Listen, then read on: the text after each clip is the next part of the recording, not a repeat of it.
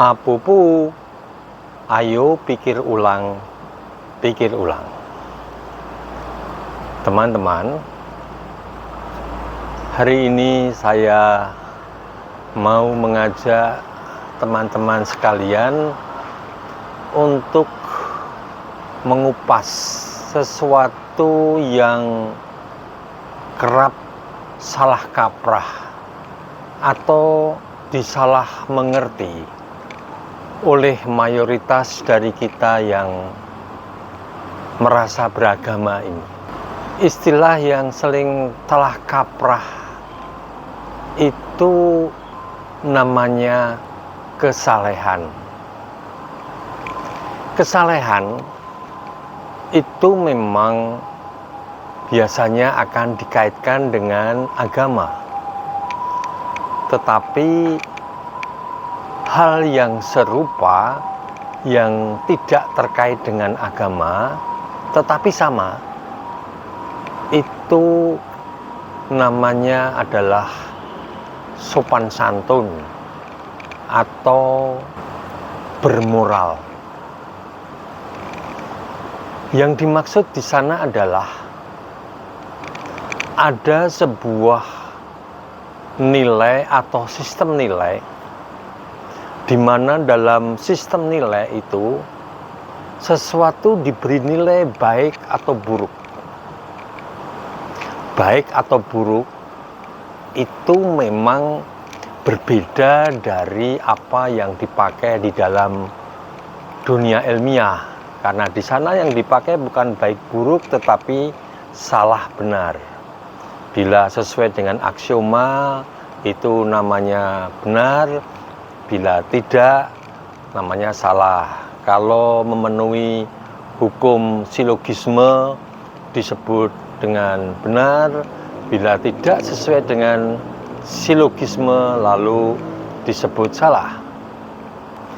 Tetapi ketika kita berbicara tentang moralitas, moral, maka yang ada bukan salah atau benar seperti di dalam dunia sains, tetapi adalah baik atau buruk.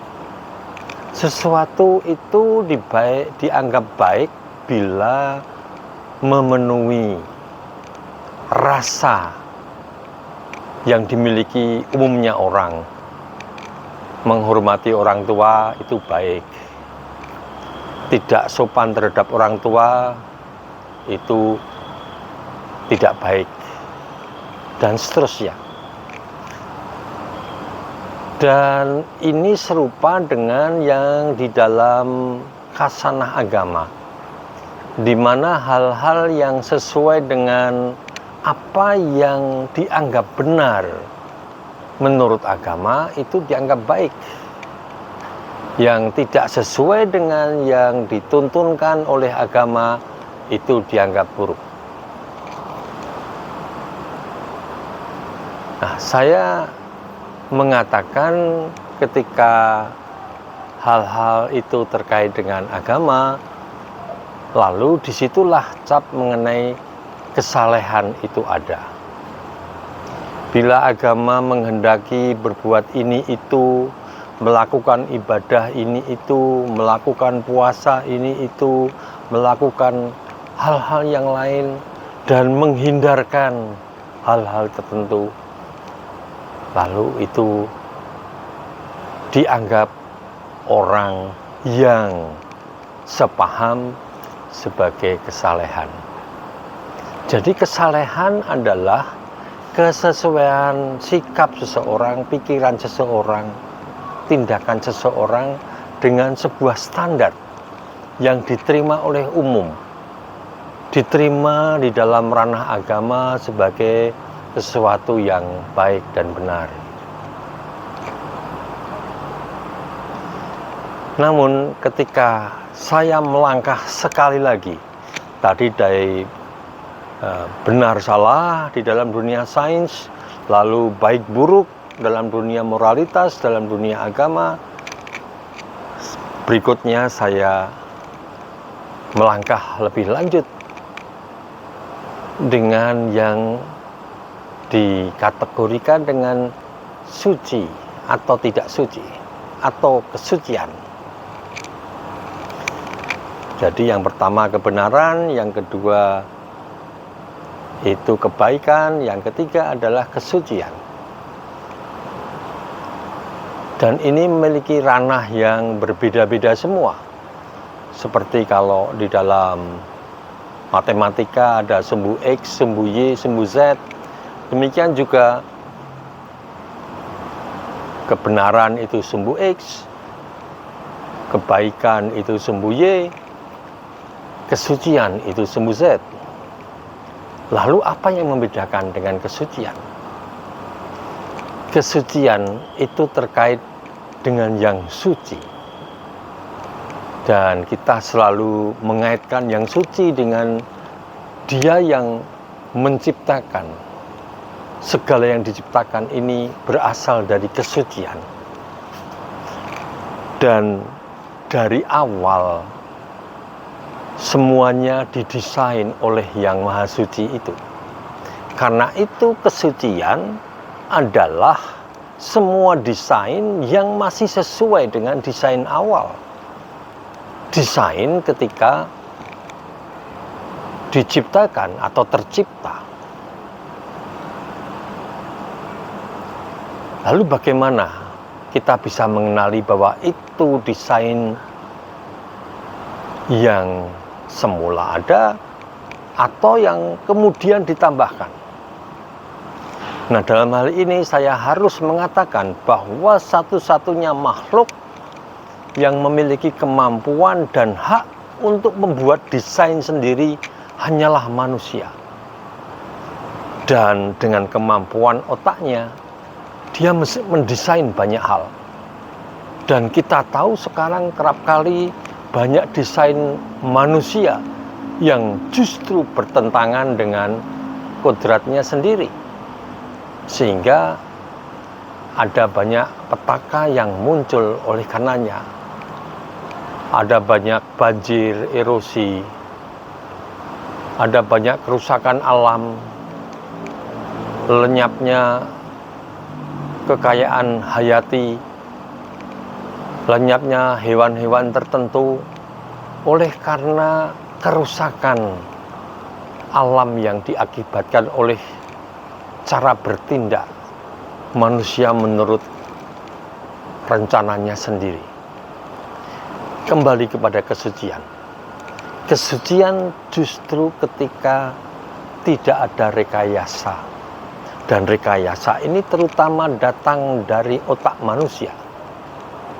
Maka yang disebut dengan kesucian adalah ketika sesuatu terjadi secara natural, secara alamiah, terlepas dari rekayasa ataupun budidaya atau apapun yang diselenggarakan oleh otak manusia. Maka bagaimana kita menemukannya? Satu-satunya makhluk yang bisa membuat rekayasa adalah manusia. Jadi kita bisa mengambil contoh dari semua yang bukan manusia. Contoh burung. Apakah burung itu memiliki kesucian? Saya katakan ya. Kesucian burung itu ketika dia berkicau. Maka burung berkicau itu adalah ungkapan kesucian. Anjing menggonggong, itulah kesucian anjing. Kucing mengeong, itulah kesucian kucing. Pertanyaannya, kapan seorang manusia suci? Belajar dari 3 contoh tadi. Anjing menggonggong, kucing mengeong, burung berkicau. Artinya apa? Artinya predikat yang muncul, yang terekspresikan itu sesuai dengan subjeknya. Burung berkicau, anjing menggonggong, kambing mengembik, itulah kesucian. Lalu manusia, di manakah kesucian manusia? Kesucian manusia hanya akan bisa ditemukan oleh orang itu sendiri. Dan itu pastilah bukan hasil rekayasa otak manusia, bukan sekedar kebenaran ilmiah, bukan sekedar kesalehan moral agama, namun kesucian adalah keotentikan. Subjek terekspresikan dalam predikat. Predikat sesuai dengan subjeknya. Karena itu, kesucian manusia itu tergantung dari penemuan diri manusia. Siapakah dirinya? Kalau orang menemukan dirinya, maka predikat yang sesuai dengan penemuan diri, itulah kesucian. Dengan demikian, apa yang dirumuskan dalam kesalehan beragama dan kesalehan yang lain, itu bukan kesucian. Dan menjadi pemahaman umum bahwa kesucian itu menjadi bekal untuk kehidupan yang akan datang. Sementara kesalehan itu untuk menerima, untuk diterima hidup bermasyarakat. Karena itu saya katakan bahwa kesucian itu bukan kesalehan. Kesucian itu harus ditemukan oleh masing-masing orang, karena hanya dia sendiri yang tahu siapakah dirinya. Dan kesucian akan terwujud ketika predikat apa yang terucap, terungkap dari dirinya itu adalah sesuai dengan siapa dia, sesuai dengan subjek. Semoga kita tidak puas sekedar menjaga kesalehan, tapi marilah kita cari dan kita temukan kesucian kita masing-masing. Salam semesta.